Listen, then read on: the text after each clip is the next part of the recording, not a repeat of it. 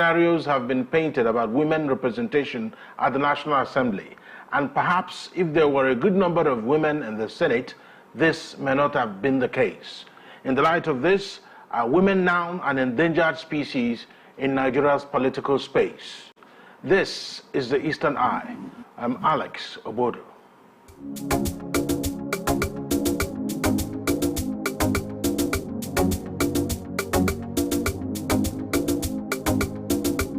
Welcome to the Eastern Eye, a program that X-rays the political, social, and economic developments around us. Tonight, I'm joined by Barrister Nnenna Anozie. She is a legal practitioner and gender rights advocate. Good evening. Thank you for joining me tonight on the Eastern Eye. Barrister Anozie. Good evening, Alex. Thank you so much. It's always a pleasure being here. All right. I can barely hear you, but I'm sure you can hear me.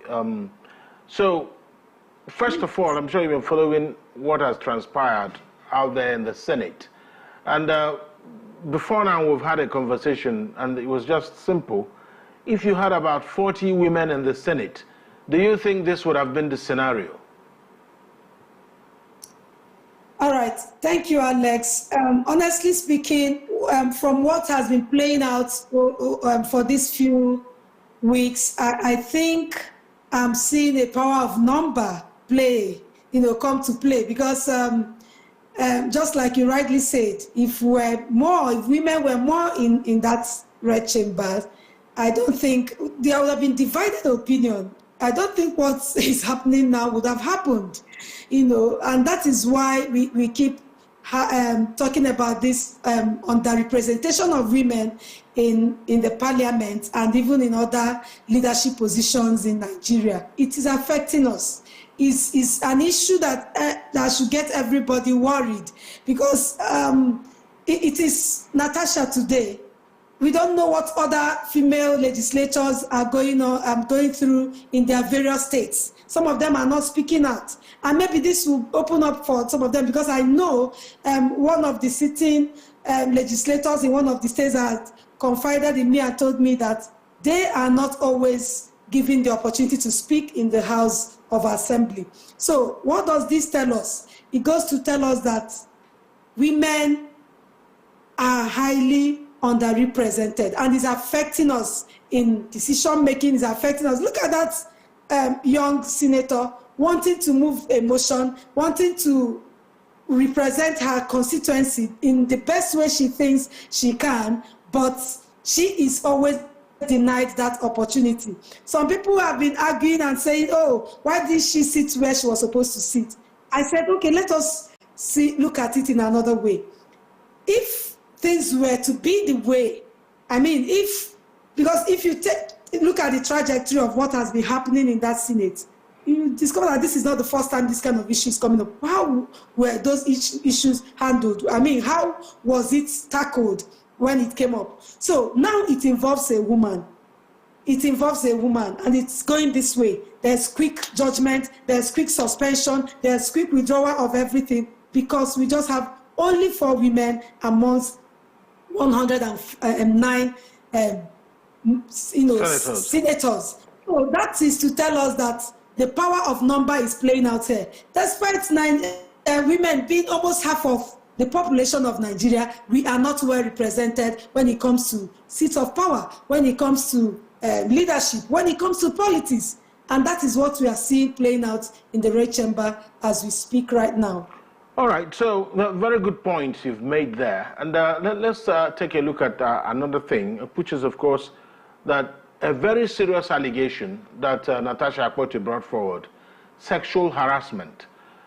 It doesn't look like the Senate leadership seem to be looking at this well enough, because if they were looking at it, should Akpabio have been presiding over a session when he is the primary person that was accused?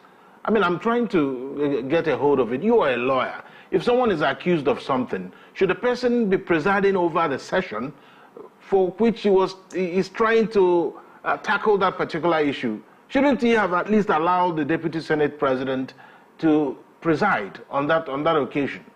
Did he really need to come and show? Did he really need to come and show himself that day? Alex, thank you so much. I think you're already even preempting what was in my mind. It is a trite law that you cannot be a judge in your own case. No, you cannot. And for everyone who is accused of anything, that person has the right of fair hearing. These are the rights we have under the 99 Constitution, which is the ground norm of all the laws. That is our supreme law that everybody should obey. And whatever rules and laws that is operational must align with the Constitution. Any law that does not align or whatever that does not align with the Constitution is null and void to the extent of the inconsistency of that law. So I'm just wondering what is happening in the Senate right now, where a man sits as the judge in his own case. Have you ever seen anybody setting an exam for himself and failing that exam? No, of course. And how can justice be served in such a situation? So it is totally wrong. And also to think the fact that we have separation of power. We have the judiciary, we have the legislatures, and we have the executives. And the judiciary has said, hold on for this matter. Yeah, there was an injunction given that status quo be maintained over this matter. But this particular Senate and the committee set up had gone ahead to continue with the probing, which the court has said stop for now. So I just wonder whether we still have the rule of law. I still wonder whether people still obey our Constitution that allows a party to be heard when the person feels aggrieved. So what they are doing, and with all the arguments going on about their order being violated and all that, I ask myself, so is National Assembly now a court where people will be suppressed and subjugated to a certain kind of hardship, and you are not allowed to express yourself? A very weighty allegation such as sexual harassment is treated as though it's nothing. I mean, the whole thing, nobody is even talking about that. Nobody is talking about this sexual harassment of a thing. Even if you think you are, and of all this time, you discover that the Senate president has not uttered a word. The first time he spoke, he said, I was well raised, and all of that. We know that you were well raised, but back in the days when you were still at Niger Delta Commission, there was still the same allegation. And now another allegation has come. If you look at what is happening, follow the trajectory of what is happening in that Senate, it's as if women have always been on the receiving end of injustice, of harassment. Have you forgotten the issue of the now First Lady. President's wife, that is Her Excellency, the First Lady, Her Excellency Oluremi Tinubu, with Senator Dino Melaye in their own time? It was a serious battle. The man even said, I will take you in and impregnate you. I mean, so if women are being intimidated and suppressed and, marginalized this way, what is the hope of a young woman who is aspiring to join politics? What is the hope of a young man or a man who is planning that, okay, I don't mind allowing my wife go into politics? What is the fate of that woman? So I don't know why they are treating this issue of harassment. No matter what, the court has ruled. There's an injunction not to probe this lady. But you went ahead to sit in your own case, decide it, and give judgment. Suspending the senator and also depriving her of all the benefits that accrues to her. And when I look at this, I say they're just looking at this woman as Natasha. How about her constituents? How about the people she represents? She's not representing herself alone. So if they don't see the case of sexual harassment as a big thing, we, the women of Nigeria, see it as one. Nobody should be harassed in her place of work. No woman should be harassed in the place of study, like we see sex for grade in the schools. If we allow this to die like this, if we allow this incident to continue, or this man to just go free like this because he's sitting as the Senate president today, I tell you, my brother, there's danger for our young girls. There's danger for that little girl aspiring to become somebody in the future. She'll be so afraid to speak out in the face of abuse. Gender-based violence thrives in where culture of silence is celebrated, just as the case we are having right now in the red chambers. This is what they want to see. A woman is harassed sexually and she keeps quiet, either because she'll be stigmatized, like we are seeing some people going on air now, stigmatizing her, even the aides to to the Senate president has gone on air to say she wore a revealing clothes. That is defamatory. And good thing she has taken that man to court. Nobody says that of a man. This is gender-based violence.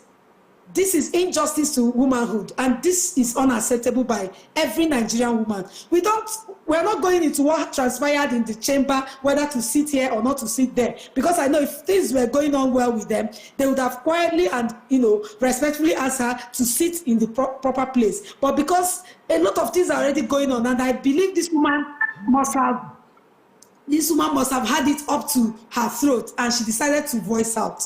Why would she now be asked to stop? You saw how many times she tried to speak and her microphone was switched off. I mean, an elected senator of the Federal Republic of Nigeria, that is unacceptable. That is intimidation. That is harassment. That is gender-based violence. That is gender-based violence. So I don't know if you can hear me clearly because some calls were... Yes, I can hear you. And this also raises the question, with everything that has happened now, with Natasha being a point of contact, do you think that a lot of men will now let their wives run for office? Because a lot of people will also be bashing the husband. Why did you allow your wife to go face all this? I mean, why would you allow her to face all this? I mean, because a lot of times for you to run, your husband will have to say, yes, you can run. I mean, this might affect a good number of people whose husbands may have wanted them to run, but seeing this, 2027 might be a very dry year for women in the general elections. Don't you think so? Alex, I tell you the truth, I am weeping.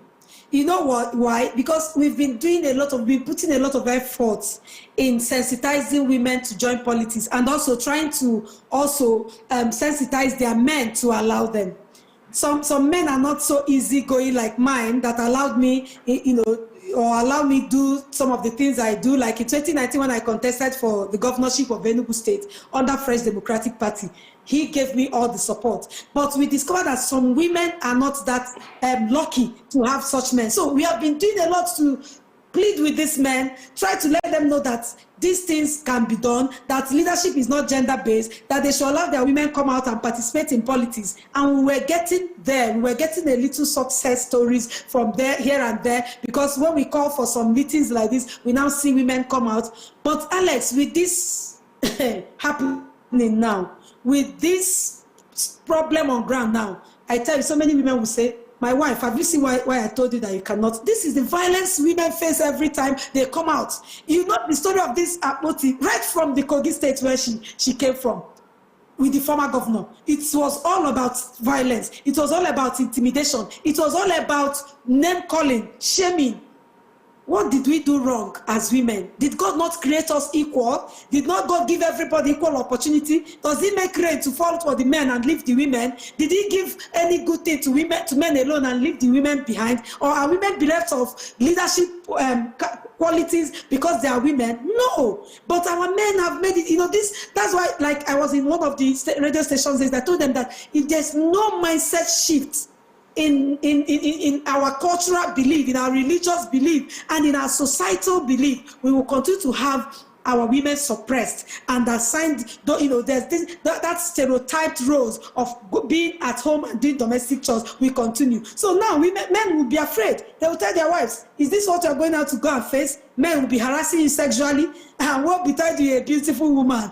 The man will just say no, except because even Natasha said that her husband banned her from traveling abroad or visiting some people alone. Is that not worrisome to you? It is worrisome to every woman. And we don't know how we go about convincing these men again that women are still safe in the political space, that our women are still safe, in this game, when we are seeing how they are being intimidated, harassed sexually, and even abused verbally. Abused verbally by killing a married woman, saying that she wore clothes and seduce people. That is defamation. And I think the court will do justice to that in due time.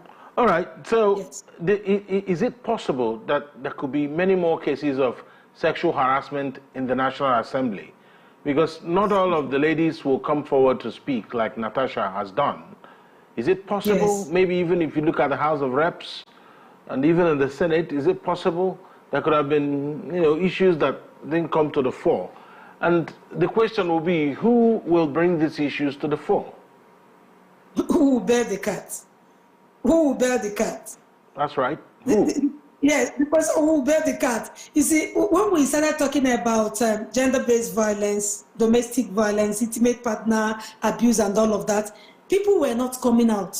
They were ashamed to come out to say, my husband did me this, or I was raped. Victims of rape and all of that, survivors of rape, they were not forthcoming until we started sensitization and they started hearing people talk about it freely and saw that nothing happened. So some of them started opening up. So I'm sure that this story, this happening now, is going to open up a lot of things that are happening. I just told you that in one of the states, a legislator in the House of Assembly told me how they are also being discriminated against in the House. So I believe this will bring, it will open up a lot of things.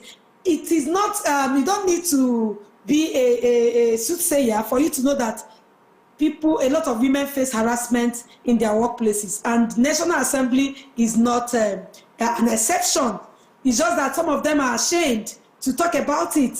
Some give, before you get contract or for your voice to be heard, for you to gain visibility, you are asked to do one or two things. It's either you pay in kind or in cash, and you know that a lot of women cannot pay in cash because they are not that buoyant. They have a lot of responsibilities. So some of them may have been paying in cash or may be thinking of paying in cash because they have nothing to, nobody to talk to or something. You see them yielding.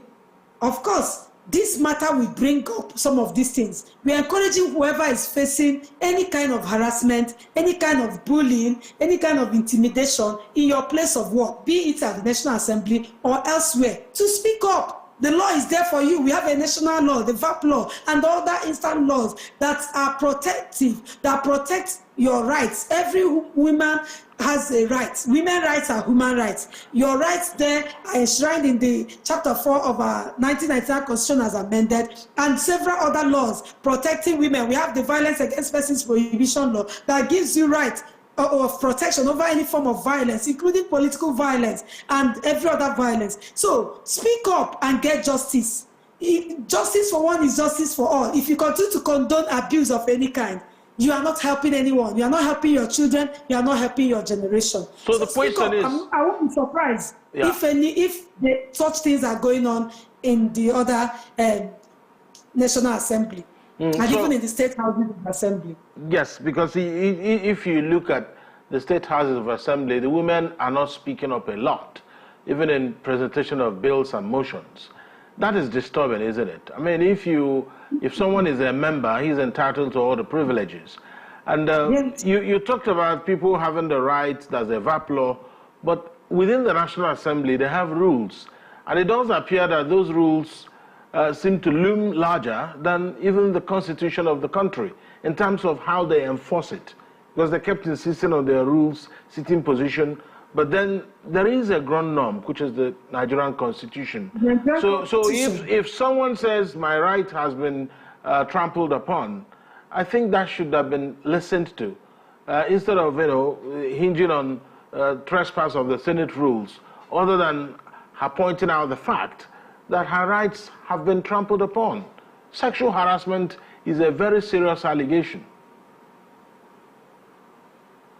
That is why I was worried when they didn't even allow this lady to present it before the Senate.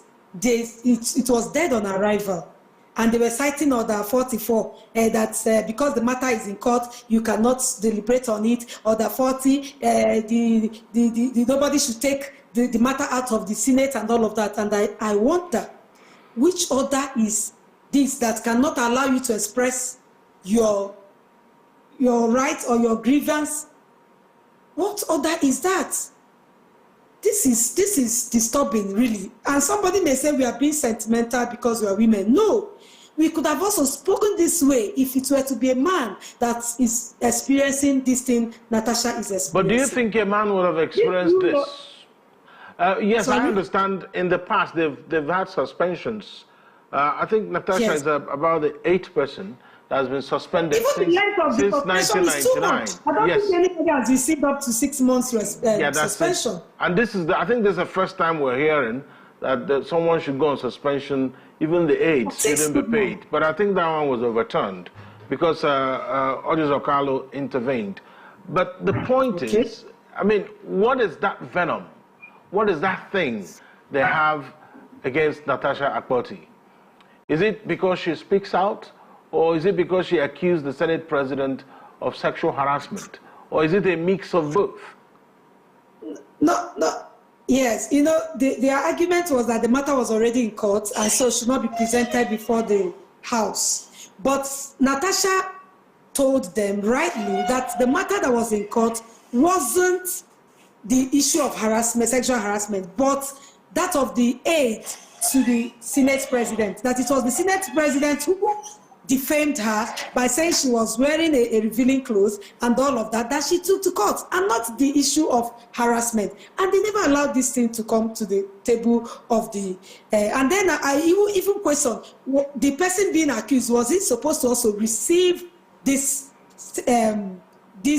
petition against you? If you do receive it, what are we expecting you to do with the petition? So good thing you said Odis Okalo has intervened, because I see this as mere male chauvinism, mere gender-based violence. I see it as mere intimidation, harassment, and whatever thing that is not that is anti-woman.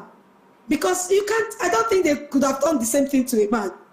You know, the suspension, their aides, the withdrawal of security personnel, and all of that. So you just want her to go and die.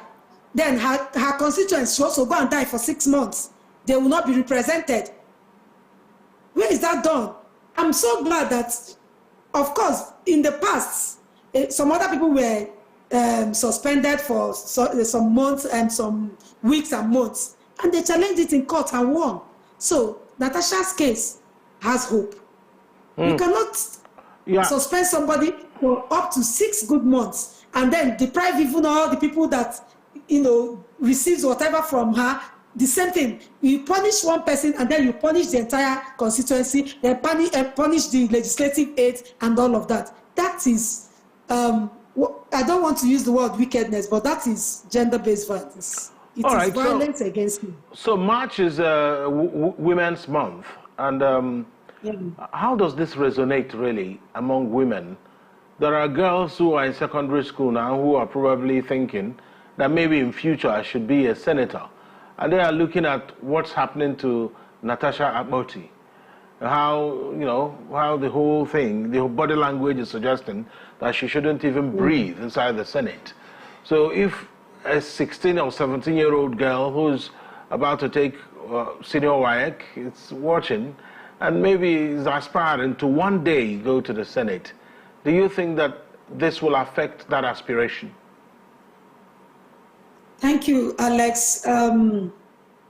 We are celebrating International Women's Day tomorrow, and we are going to use that opportunity to celebrate women, talk about our achievements, celebrate ourselves, reiterate all that we have been doing, celebrate our resilience, our hard work, and all our achievements. And we're also going to use that occasion to give hope to the upcoming young ones, to let them know that we are in this fight together. We are not leaving anyone behind.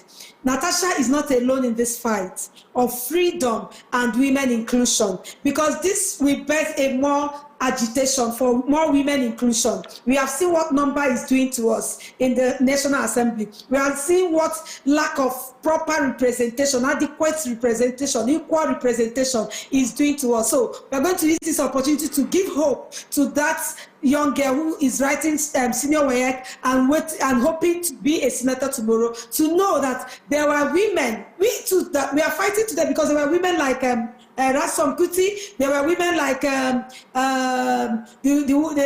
what's their name? A lot of women in the past that fought for our democracy today. And they have left this baton to us. We are not giving up. We are continuing. So these young girls will look at us and see where they will blame us or lose hope is if we are not doing something. They will watch Afia TV today or any day, because I know they will go to online and see it and say, oh, there was this woman by standing Nanoze. She spoke for the women. So they will look at it and get hope. We are looking at that young girl that will come tomorrow and say, no, thank God that when this particular senator was being intimidated, women rose up for her. So even if I face such intimidation tomorrow, I will have women who will rise up for me. So that is what we are going to be doing tomorrow. In fact, we have a march. We are going to walk around Enugu telling people that women's life matter, women's voices should be heard, more women should be included in leadership and every form of governance. They should be allowed to fulfill their potentials without allowing any form of stereotype stop them halfway. So that will be our message for every woman tomorrow, both young and old. Thank you for that. So typically, this is about motivation, isn't it? And at the end of the day, Natasha will come back, but we don't know when. It may be immediately, it may take a while, but a lot of people seem to be certain that it won't take up to 6 months. So what do you think are the options open for Natasha now? To go to court or to do more TV interviews, calling out the Senate president? I will advise Natasha to seek redress in court and also grant as many interviews as, because we want to know more. We want to know what has been happening there. We sent them, they are not sacred. We sent them there to represent us. We want to hear from them.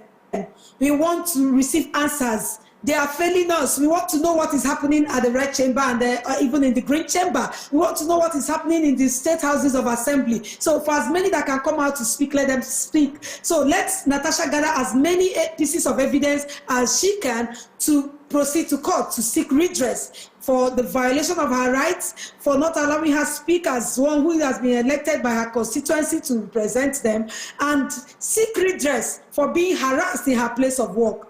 She should go to court. I support that, and she can go ahead and grant as many, except for those of the matters that are sub judice, that is, that are already in court. She may not have to talk about them, but let her continue to speak. No woman's voice should be shut up because of any kind of intimidation. Let her speak up. It is when you speak up that you have solution, and let her know that women are solidly behind her. I'm not talking about those who were bought with money and they were talking what I don't know. I'm talking about women who wear the gender lens and look at this holistically and see that a woman is being injured.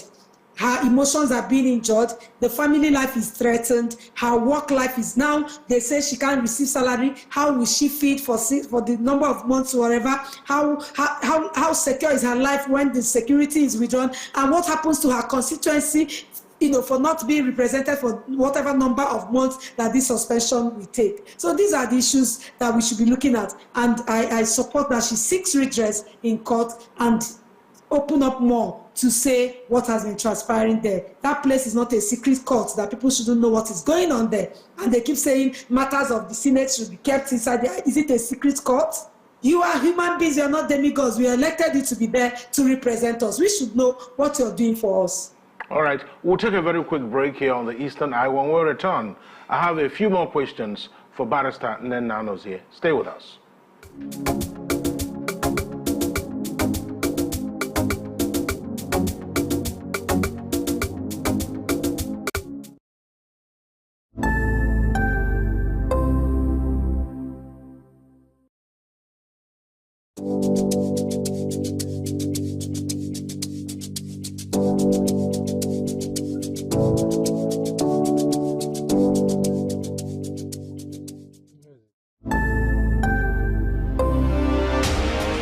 What are your thoughts on the spate of sex for grades in Nigerian universities? This very issue of owing salary should be criminalized. How can they amplify their voices? People don't have evidence. You want to get to know about it? Have to stay tuned right here on Afia Morning Show to get the pulse and the feel of that.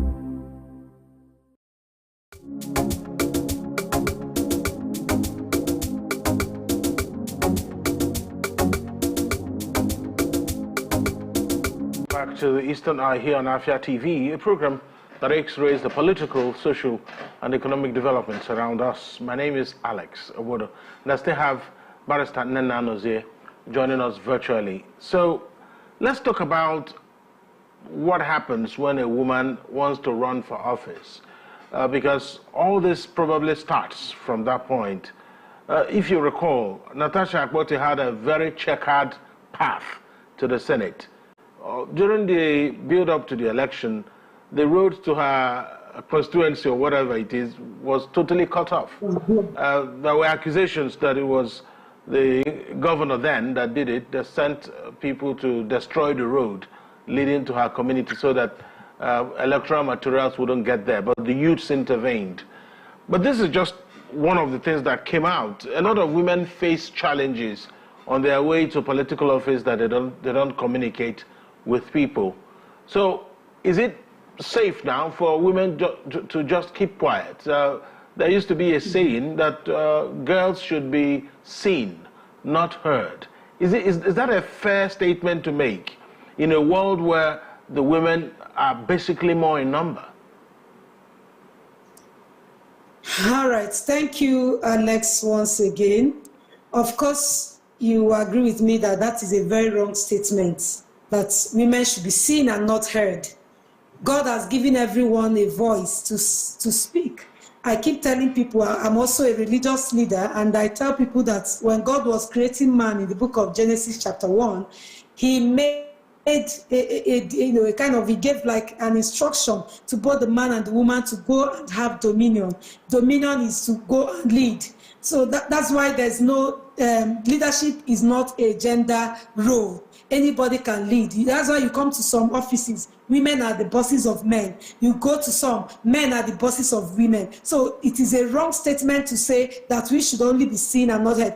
You know, Nigeria has not, in fact, Africa as a whole, but Nigeria in particular has not been fair to women when it comes to leadership.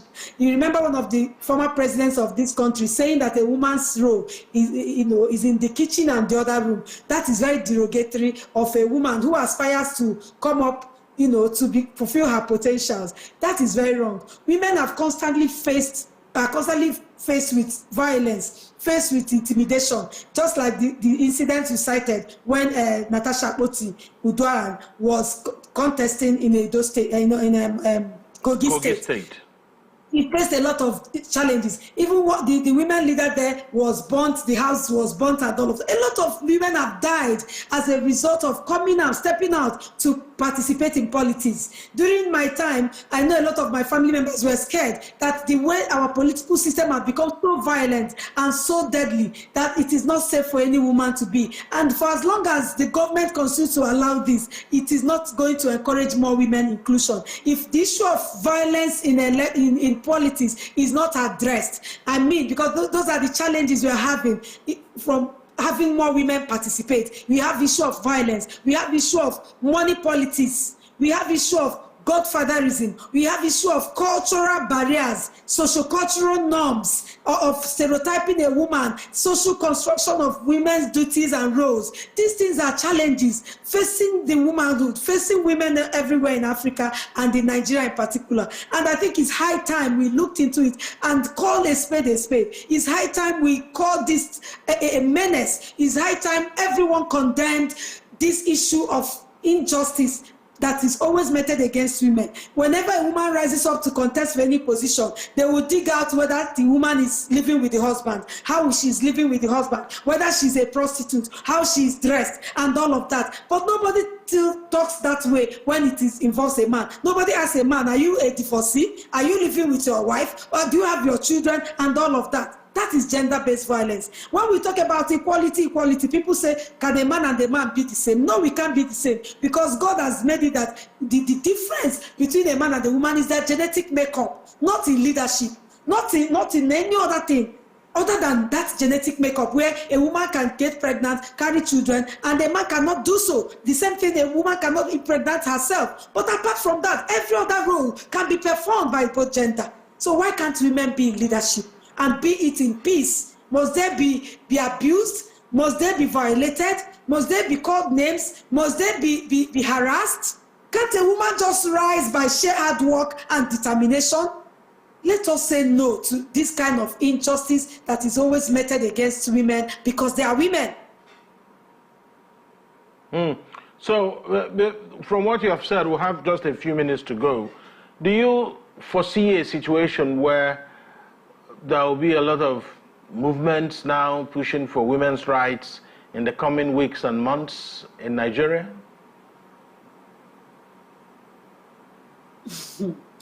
You know, right now we're preparing the Commission on Status of Women, that's the CSW that is holding in New York. We're talking about Beijing, that is 30 years, and it has always been on women empowerment, women equality, gender equality, and all of this. And I don't know what to expect in the nearest future because what is happening now is really, really, really abnormal. And if we are not, everybody is not seeing it as that. They are saying these women are making noise, independent, that we are making noise. It will get to a point, a time that your child, your girl child, will be suffocating with you. She cannot maximize her potentials. Your wife will just be there. Everybody, you know, they will leave the space for men. I'm certain that by the next coming election, the way they are doing it, maybe because, like, take for Enugu, for instance, where in the past administration we had 4 women in the House of Assembly. Now we have just 2. It's declining. Who knows whether we will now have nothing next time? So it is a thing of concern for everyone. This agitation is for everybody. It is not going to be left for women alone. We need our men as our allies. Let them speak and challenge some of these stereotypes, these gender stereotypes. Let them challenge these harmful and cultural practices that, you know, affect women negatively. Until men also see this the way we are seeing it and rise up to speak for us, it may just not be easy. It may not be achieved. Because assuming some of these men in the National Assembly stand up and say, Mr. President, but tell us the truth. Are you guilty of this accusation? Is this thing this young lady saying true? Could you please step aside and let your vice take over this issue? You cannot be I mean, by the time one man, the second man, the third man rises up to say something in this direction, other men who have been doing this and getting away with it will sit up. And it will give us a boost as women to know that we have men who are allies to us, who are also speaking in our favor, and who are seeing this because we are your mothers, we are your sisters, we are your friends, your girlfriends, we are your daughters. So what affects us affects you indirectly. A happy woman will build happy children, we raise happy children, we raise happy home. But an injured woman or a depressed woman cannot give in her best. So you are shooting yourself on the leg when you are subjecting a woman to, you know, relegating her to the background and not allowing her to rise. And I don't think this fight is ending if we continue with this trajectory. If Nigerian men still see it as women, you know, showing that they are equal with men. If they are not seeing it the way we are seeing it as a national issue, I mean, then there's a huge problem. There's a very huge problem. So, I mean, finally, before I let you go, do you think that, sincerely, the leadership of the Senate, that have felt something in their conscience in the handling of Natasha's case? My brother, I am not in anybody's conscience, but I know that with what is happening now, they are not sleeping. They are not at peace. That's why you can see the Senate president come out to say, my mother raised me well. He wasn't even, you know, I have sat as a customary court judge, and I look at people beyond your evidence you're presenting, beyond what you're telling me, your verbal communication. I look at your demeanor. To know whether you are saying the truth or not. So I see men, even though their ego will not allow them to open up and express how they feel right now, but I know they are agitated. They are not sleeping. And that's why they are mobilizing all sorts of people, paying them to come to the TV and say one thing or the other. they are not asleep. So I'm sure their conscience is torturing them. And nothing stops you. We are not condemning you. You can open up, be bold enough to apologize. In other Western countries, or in other more civilized climes, they come out and they apologize. Some of them go as far as resigning from their seat. They cannot continue to sit there where such heavy allegations are levied against them. But in our own, no, resignation is not in our diary. It is not in our dictionary. That is too bad.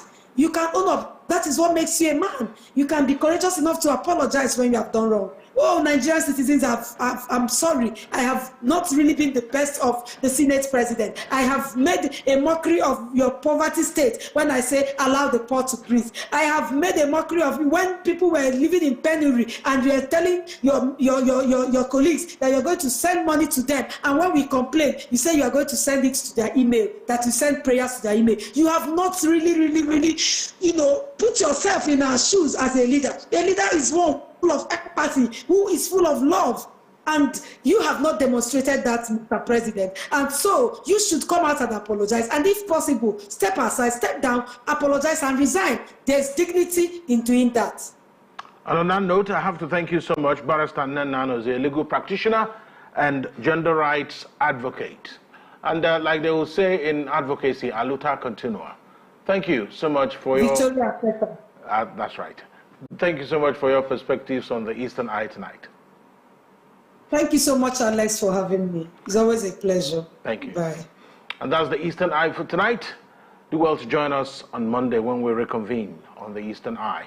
My name is Alex Obodo. Good night.